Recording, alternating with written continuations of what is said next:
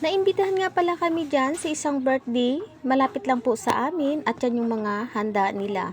Bago yan, ipapakita ko muna yung mga kung ano pa yung mga kasama sa pagluluto. Ay po, isa dyan ang papaitan. Papaitan kong tawagin, pero hindi siya ganun kapait. Masarap siya pang pulutan kong baga. Ayan, masarap. Marami pang iba dyan. Ako nga, mekos-mekos niyan, yung mga pampaitan niyan, ako ang naghiwa-iwa dyan. Kasi syempre, tulong na din para may pang Sharon. Ayan po, spaghetti, may pretong manok, meron yung balinjana. Special sa amin yan, yung balinjana na yan.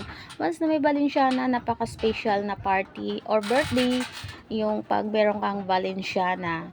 Ayan, hindi siya madaling lutuin, pero sa mga marurunong ay easy lang po talaga dyan. Ayan na po yung papaitan.